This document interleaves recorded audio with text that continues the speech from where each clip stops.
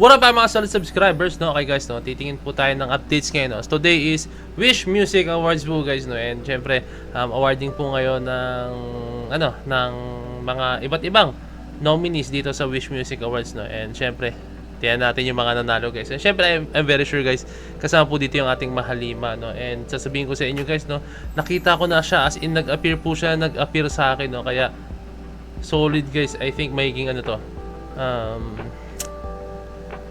Wait lang, atin na to guys. Wait lang. Let's go. Okay guys, no, ito na po, andito na po tayo, no. So una po ay ito, no. Actually marami pa to guys. Sunod pa po ito, no. Ito lang po yung mga habang ni-record ko po itong video to, no. So, congratulations sa SB19, no. Wish Exclusive Ballad Performance of the Year, no. Wow, grabe yung ilaw, no, di ba? Kasi pag gumawa talaga ng SB19 ng kanta, guys, as in tatagos talaga yun yung solid sa kanila, di ba? Ang galing ng SB19 sila sa mga solid pag gumagawa ng mga ganyang klaseng kanta, no, di ba? Yung mapa, di ba? Yung mga ganung klaseng kanta, tatagos po talaga, as in, di ba? So, and then hip hop. Uy, wow, guys, this is not SB19 related, guys, no? Pero syempre, wow, guys, I'm a very big fan of Looney. Wow, congratulations sa hari ng tugma no, Looney, no. Ito na, unti-unti na recognize si Looney, no. Pasensya na guys, ha. I'm a very big fan of Looney po talaga, no. Bukod sa pagiging battle rapper, isa siya po sa mga gustong-gusto kong gumagawa ng music po talaga. Pagdating sa pagra-rap po talaga, si Looney, no, syempre, 'di ba? Solid na. Pero syempre in-respect kay Glock 9, no. Pero syempre, Glock 9 pa rin 'yan. Pero iba yung Looney po talaga pag gumawa ng kanta. Asin. Solid. Pakinggan yung mga kanta ni Looney. Panoorin yung mga battle rap niya talaga. Asin. Okay, guys? Tingin pa tayo, no? So, ayan guys, may kita natin, no? Award presenter po pala si Stel, no? Anong award ng pinresent ni Stel? Okay, may kita ba natin? Okay, hindi sinabi kung ano pong award yung pinresent ni Stel, no? Okay. Pero solid, di ba? Kaya ni Stel. Kaya nga niya maging, siya yung maging maging host niya, no? Di ba? Kaya niya po yan, as in. Okay. A very big congratulations po kay Josh, no? Josh Cullen celebrates his latest WMA win, no? Wish Music Award wins Wish Hip Hop Song of the Year for Get Right, diba? No? Kaya naman ni Josh talaga yan, no? Syempre, congratulations kay Josh, no? Napaka-solid, napakagaling po talaga pag gumagawa ng kanta. Meron siyang sariling touch sa kanta, eh. Iba yung touch ng kanta niya kila Pablo, sa kanilang members, eh. Kasi maganda sa SB19, no? Pag nag-solo, solo, paano ko sabihin ito? Hindi siya pwede solo career, eh. Basta solo project, no?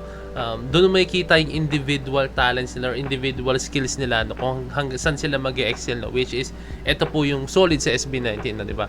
Mas na-enhance yung individual skills nila, no? Ito man yung maganda sa management nila, no? Hindi sila pinagdadamutan na gumawa ng mga solo projects, no? Okay? And this one, guys, no? SB19, Stel, Josh Cullen, and Justin receive the WMA trophy for Wish Song Collaboration of the Year. The winning song is Kalakal, which is their hit collaboration with hip-hop star Glock 9, no? Or rather, hip-hop legend Glock 9, guys, no? Wow. Ito, ilalabas ko na ito in-explain sa mga video ko, no? SB19 and Glock 9, may similarities po talaga sila, no? Isipin nyo maigi. Actually, na-discuss ko na po ito isa ibang video ko, no? Alam nyo guys, pag sila ang gumagawa po talaga ng kanta, talagang relatable po talaga. True to life story po talaga, no? Like, in reality, nangyayari po talaga siya, no? Hindi siya katulad ng ibang singers na pag gumagawa ng kanta, na alam mo yun, okay, sige, relatable siya, pero hindi siya yung, yung parang may imagine mo na posibleng mangyari, no? Or in reality po talaga, no? And to be honest with you, yung magandang sabihin na, na term is, yung may sense, no? Pag sila gumawa ng kanta, may sense, no? So, yung Kalakal, guys, sobrang galing, sobrang very fitting po sa kanilang dalawa po talaga yun. Si Glock 9 gumagawa ng kanta regarding sa gobyerno, regarding po sa realidad ng buhay, sa illegal na medisina, yan. Tapos yung mga regarding yung Sirena pa nga, di ba? Ginawa niya ng kanta, no? Na mas pa yung transgender kaysa mga mga straight mode. And then yung SB19, guys, pag gumawa sila ng kanta, talagang makaka-relate po talaga tayo, no? Ganun din po siya, as in sobrang solid. So congratulations, sobrang deserve po ulit nila to, no? Okay guys, this one, no? si Stel po ay, here's a snap of Stel as he receives his WMA trophy for Wish Ballad Song of the Year. Di ko masabi, no? So, itong di ko masabi, guys, ito yung solid nito, yung feels nito, no? Para sa isang lalaki or sa isang tao, kahit lalaki naman or babae ang bida rito, no? Para ito sa isang tao na magkasama kayo, no, sa friendship nyo, di ba? Yung friendship nyo, pero hindi mo masabi yung tunay mo na ramdaman, no, dahil natakot ka kasi baka mag-break yung ano nyo, no, yung friendship nyo, no. Pero i-risk mo siya. Hindi mo alam kung yun di ba nararamdaman ng partner mo, no. So we've been there, I've been there. I've been there po, guys, no. And pero syempre kailangan mo siyang i-risk, no. Yung close friend mo hindi niya alam na, kasi may iba na yung misinterpret ay, di ba? Pero mas okay na sabihin mo yung totoo kaysa bandang huli is magsisi ka, no, di ba? Okay. Congratulations, Tel. Congratulations sa'yo. Okay, guys, no? This is expected naman, no? Syempre, Philip to, guys, no? Wish Rock Alternative Song of the Year, Kanako by Philip, no? Wow. Etong Kanako, gustong-gusto ka talaga to, guys. Kanako, hindi ko kasi alam yung yung words na ginagamit niya, no. Hindi kasi ako, alam ko lang kasi word language is Tagalog po talaga, no? Hindi ko alam yung language na iba-ibang Yung girlfriend ko magaling sa pagbibisaya kasi tubong sila eh. Taga Mindanao talaga yung girlfriend ko, sa Iligan talaga, kaya alam nila, no. Kaya pag nag-usap sila ng family nila, hindi ako makarelate. So, ayun, guys, no? And, ayan, gandang-ganda ako sa Kanako. I think yung vibe nung kanta, no? Gustong-gusto ko siya, no? Para siyang, alam mo yung mga tugtugan ng, One OK Rock, no? Ganyan yung vibe niya, no? Kasi naging fan din po ako ng One OK Rock, no? Okay, so, congratulations, Philip. Actually, kumbaga parang matik na to, pag si Philip. Di ko alam, ha? And yung feeling ko, matik na po to, pag si Philip po talaga. Ang galing. So ito, nakita ko lang, guys, ito po yung attire nila. So silang tatlo lang pala umatendo. Si Josh, si Justin at saka si Stel, no. So ako sila lang kasi nominated yata, no. Kaya talagang sila lang pumunta, or baka busy po yung dalawa si Philip nga, di ba, si Ken nominated din, no, nanalo, no. So I think si Pablo and si Ken, no, talagang merong agenda that time, no. Okay? So solid din yung mga nila, no. Ang fresh lang nila tingnan, no, kahit anong forma nila. Tingin pa tayo, baka meron pa.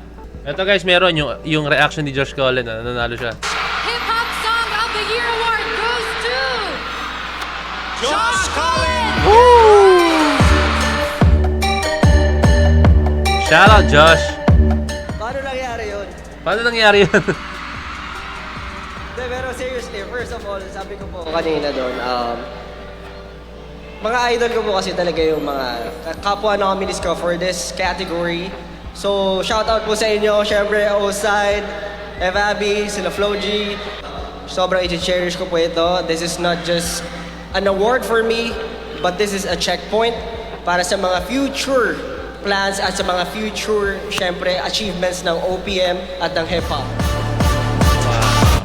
Solid, si Josh kasi talaga, guys, pag gumawa siya ng kanta, ganyan yung side niya, more on sa hip-hop side po talaga, no? Ayan, solid lang. Congratulations again, Josh. Meron pa isa, guys, ha? Wait lang. Okay, ito naman yung kalakal na. Okay, tignan natin maigi kung paano reaction nila. And the Wish Song Collaboration of the Year is SB19 and Glock 9, Kalakal!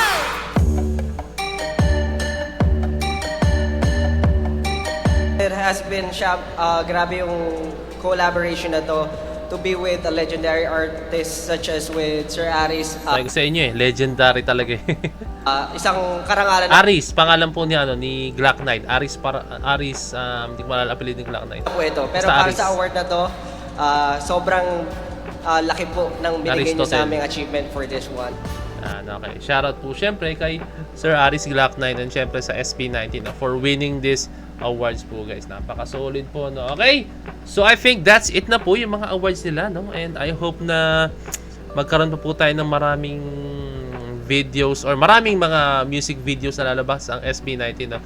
Congratulations po sa lahat ng nanalo sa awards na to, no? I'm just very happy, guys, na talagang yung mga nanalo is sobrang deserve po talaga nila, no? Hindi naman sila into the point na nanalo dahil lang po sikat sila, hindi na sila nanalo dahil sa alam niyo, yung mga under the table, no? Hindi naman siguro mangyayari yun, no? Pero syempre, ang mangyayari naman talaga dito guys is kung ano po yung yung pinaka nararapat po talaga, like binoto ng tao, like binoto rin ng mga, kung ano yung mga nararapat po talaga. Yung mga bumoto naman dyan guys, hindi naman yan yung to the point na idol lang nila yung artist na yun, kayo boto na. Hindi, may mga pandinig tayo, no? Yung mga meron tayo, alam natin, knowledgeable na po talaga yung mga tao ngayon kung sino po yung kanilang susuportahan, no? So, ayun lang. Very big congratulations po sa lahat na nalo and syempre sa SB19. So, ayun lang guys, maraming salamat. So, DC Point of View signing out. Peace, let's ship.